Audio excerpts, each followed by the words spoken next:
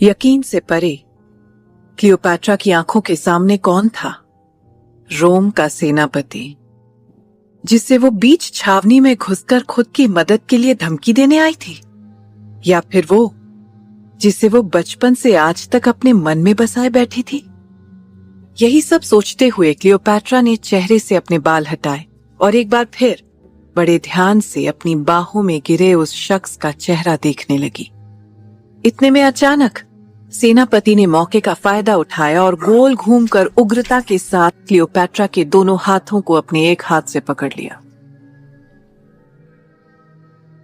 आज तक बस सुना ही था, लेकिन आज देख भी लिया कि तुम जैसी विषैली औरत अपने मतलब के लिए किस हद तक गिर सकती है।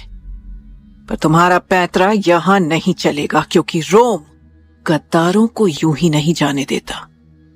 सेनापति सीजर अपने दूसरे हाथ से उसके गले पर अपनी भारी भरकम तलवार रखते हुए बोले। इससे पहले कि क्लियोपैट्रा कुछ समझती, उसकी नजर पहले सेनापति की तलवार की धार पर पड़ी और फिर सीजर की आंखों में जलती आग पर। यूं तो क्लियोपैट्रा को अपनी इस हालत को देख खौफ खाना चाहिए था, पर उसकी सोच तो उसे और भी उत्साहित कर रही थी। उसने तलवार के नीचे दबी आवाज में कहा, फिर तो आप ही हैं मेरे सपनों के राजकुमार।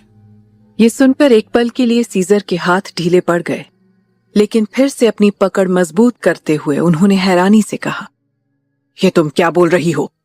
मैं कोई राजकुमार नहीं, एक योद्धा हूं। योद्धा तो आप रोम के लिए हैं सीजर। मेरे दिल में तो आप बचपन से ही वो राजकुमार हैं जिसे हर लड़की इसी तरह अपने सीने से बस लगाना चाहती है, क्लियोपैट्रा ने नजाकत के साथ कहा। सीजर ने गुस्से में तलवार की धार से क्लियोपैट्रा की गर्दन पर हल्की चोट देकर कहा, अपनी ऐसी घिनौनी हरकतों से तुम किसी का दिल नहीं जीत सकती, हमारा तो हरगिज नहीं। दिल मैंने नहीं, आपने जीता था, मेरा, आज से 6 साल पहले। तब से इस खून जितना गहरा घाव है मेरी अपेक्षा पर। क्लियोपैट्रा ने अपनी चोट की ओर देखते हुए सीजर को बचपन में उनसे हुई अनजानी मुलाकात के बारे में बताना शुरू किया। आज से 6 साल पहले क्लियोपैट्रा अपनी सहेलियों के साथ किसी जरूरी काम से अलेक्जेंड्रिया के महल के पास वाले घने जंगल में जा रही थी। बचपन से ही कलाओं में निपुण क्लियोपैट्रा की सीखने की गति इतनी तेज थी कि उसकी सहेलियां आंखें बंद करके उसकी कौशलता पर यकीन करती थी। राजकुमारी, हम आपके साथ इस घने जंगल में आ तो गए हैं, पर अगर महाराज को पता चल गया तो? क्लियोपैट्रा की एक सहेली ने पूछा। घने जंगलों में 13 साल की क्लियोपैट्रा रास्ता ढूंढते हुए बोली, अरे आज से पहले कभी पता चला नहीं ना? फिर छोटी नूबिया ने थोड़ा डरते हुए कहा, राजकुमारी, हमें आपकी कौशलता पर तो भरोसा है, लेकिन इस जंगल के जानवरों पर नहीं। सुना है कि यहाँ एक से एक जहरीले सांप, बिच्छू, यहाँ तक कि भेड़िए और शेर भी अपना शिकार करने निकलते हैं। ये सुन क्लियोपैट्रा अचानक रुकी और अपनी कमर पर दोनों हाथ रखते हुए बोली, तो क्या मुझे ये बात नहीं पता? अब तुम ही बताओ, क्या अपनी बहन आर्सेनोई को ऐसे बुखार में तड़पने के लिए छोड़ दूं? आप गुस्सा क्यों हो रही है राजकुमारी? मैं तो बस यूं ही याद दिला रही थी। मुझे पता है आपको इस वक्त राजकुमारी आर्सेनोई के लिए जो संजीवनी बूटी लेनी है वो सिर्फ इस जंगल की दक्षिणी गुफा की ओर ही मिलेगी, पर मैं बस आपकी सुरक्षा चाहती हूँ। शाम होने से पहले महल वापस पहुंच जाएं तो अच्छा होगा। नूबिया ने क्लियोपैट्रा को समझाते हुए कहा। क्लियोपैट्रा ने हाँ में सर हिलाया और आगे की ओर बढ़ने लगी। चलते चलते आसमान में सूरज ने भी नारंगी चादर ओढ़ ली थी।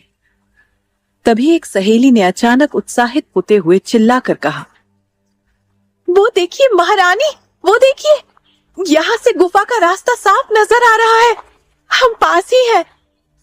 उसकी ये बात सुन क्लियोपैट्रा के पसीने से लथपथ चेहरे पर एक बड़ी सी मुस्कुराहट आ गई, पर अचानक उसे कहीं से किसी के चलने की आहट सुनाई दी।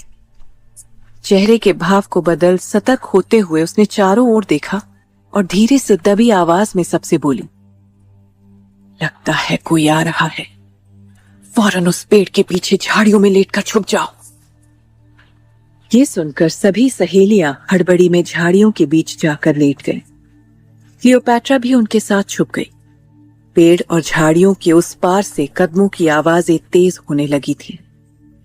लग रहा था जैसे एक नहीं कई लोग हैं, जिसे सुन क्लियोपैट्रा ने एक बार फिर फुसफुसाते हुए कहा, बिल्कुल भी हिलना, कोई भी आवाज नहीं होनी चाहिए।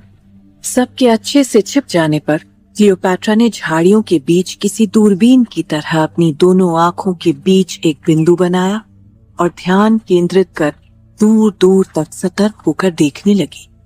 उसने देखा कि 6-7 घुड़सवार आपस में कुछ बातें करते हुए जा रहे थे।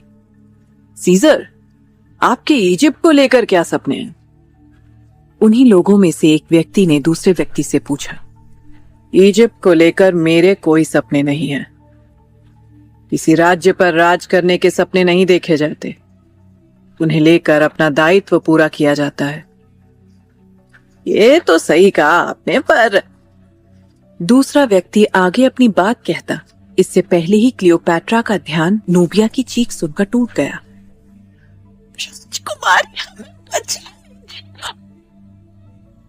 क्लियोपैट्रा ने पलटकर देखा तो पाया कि झाड़ियों के बीच लेटी नूबिया के पेट पर काले रंग का एक बिच्छू अपना बड़ा सा डंक उठाए बैठा हुआ था, जिसे देख नूबिया की आंखें डर के मारे बाहर आ गई थीं। इससे पहले कि उसकी चीख घुड़सवारों तक पहुंचती, क्लियोपैट्रा ने धीरे से नूबिया के मुंह पर हाथ रख दिया और इशारे से उसे हिलने से मना करने लगी। नूबिया जितनी बार सांस लेती, उतनी बार वो बिच्छू अपने पंजों से आवाज निकालता। उसे देखकर सबकी सांसें अटक गई थी। एक तरफ न जाने क्यों क्लियोपैट्रा को घुड़सवारों की बातें सुनना जरूरी सा महसूस हो रहा था, तो दूसरी तरफ उसकी सहेली की जान खतरे में थी।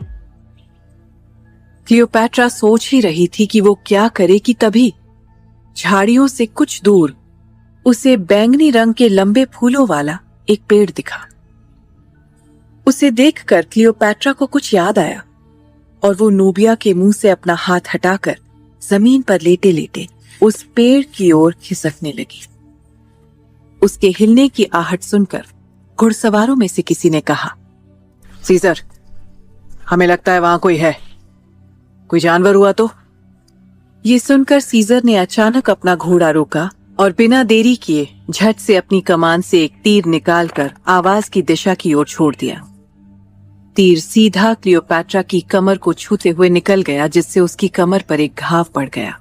लेकिन फिर भी किसी पत्थर की तरह बिना हिले लेटी क्लियोपैट्रा ने इतनी सी भी आवाज नहीं निकाली और उस दर्द को सहन कर लिया।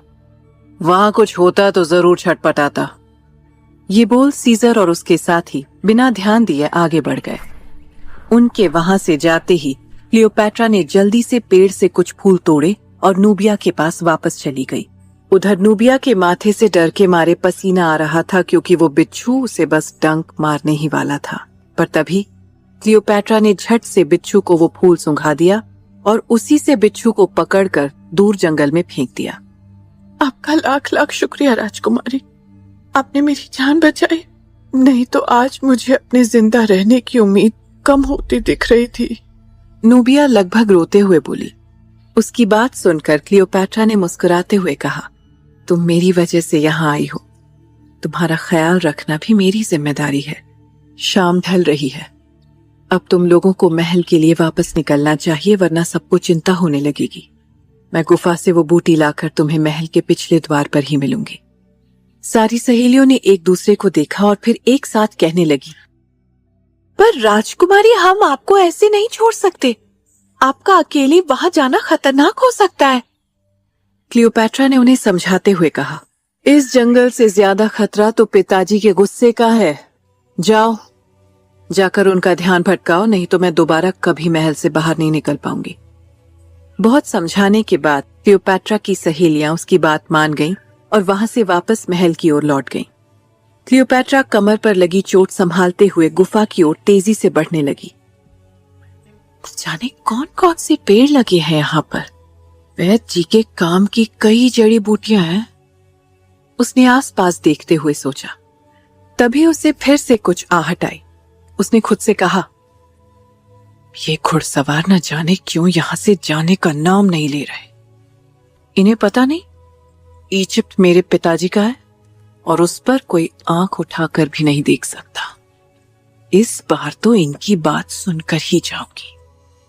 वो लंबी सांस लेकर जैसे ही पीछे मुड़ी तो उसने देखा कि ठीक सामने वाली झाड़ी में मुंह खोले खड़ा एक खूंखार शेर उसे घूर रहा था।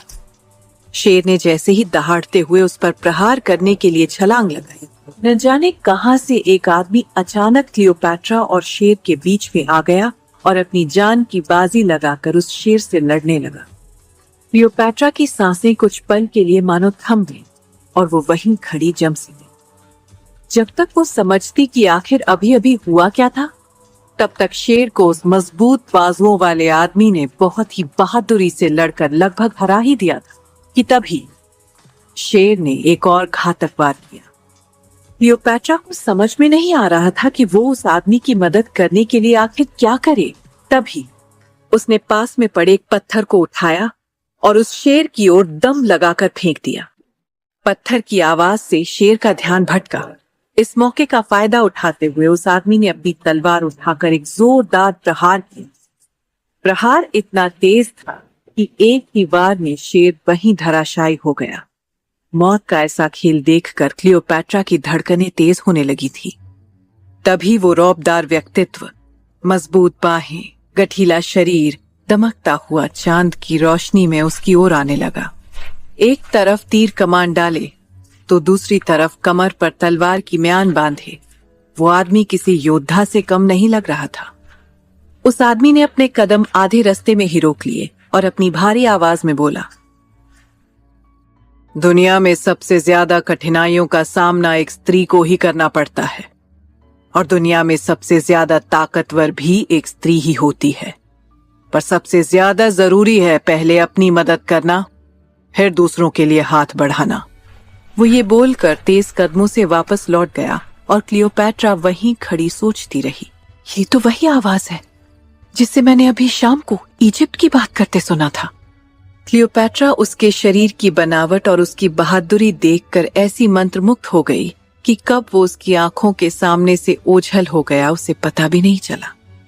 उसी वक्त उसने सोच लिया था कि वो एक दिन ऐसे ही व्यक्ति से शादी करेगी। क्लियोपैट्रा ने अपने बचपन की इस पूरी घटना को सीजर के सामने ऐसे पेश किया जैसे मानो वो कोई प्रेम पत्र उसे पढ़कर सुना रही हो। इतना सब कुछ सुनकर सीजर भी अचंभित हो गए। एक पल के लिए उन्होंने तलवार की पकड़ को ढीला छोड़ते हुए कहा, यकीन नहीं होता कि तुम वही लड़की हो, पर इससे तुम्हारी गुस्ताखी और गद्दारी तो माफ नहीं की जा सकती।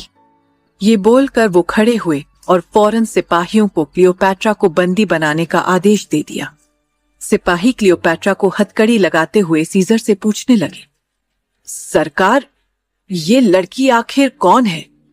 सीजर एक बार फिर आंखों में आग लिए बोला, ये इजिप्ट की गद्दार और रोम की घुसपैठिया है और अब ये आपको बताएगी कि इसने इतनी दूर आकर ऐसा कदम उठाने का साहस कैसे किया। सैनिकों द्वारा घेरे जाने के बावजूद क्लियोपैट्रा की नजरें एक पल के लिए भी नीचे नहीं झुकी। उसने सीजर की आंखों में आंखें डालकर कहा, हां, मैं इस वक्त घुसपैठिया जरूर हूं, लेकिन मैं कोई गद्दार नहीं।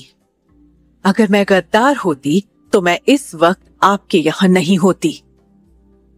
घुसपैठिया तो आप हैं मेरे दिल के, तो क्या आप इस दिल की सजा मानने को तैयार हैं? उसका इतना साहस देखकर सिर्फ सीजर ही नहीं बल्कि वहां खड़े सैनिक भी हैरान थे। कहीं ना कहीं उसका ये बर्ताव देखकर सीजर और आग बबूला हो रहा था। वो गुस्से में खुद किसी शेर की तरह दहाड़ते हुए बोला, खामोश, कायदे में रहकर बात करो। नहीं तो एक पल नहीं लगेगा गर्दन धड़ से अलग कर देने में। ये सुनकर क्लियोपैट्रा ने तिरछी मुस्कान के साथ कहा, क्या प्यार करने वालों को ऐसे ही चुप करा दिया जाता है आपके रोम में? खैर, मुद्दे पर आते हैं। मुझे आपसे बहुत जरूरी मदद चाहिए। वो आगे कुछ कहती उससे पहले ही सीजर ने उसे घूरते हुए कहा, रुक जाओ।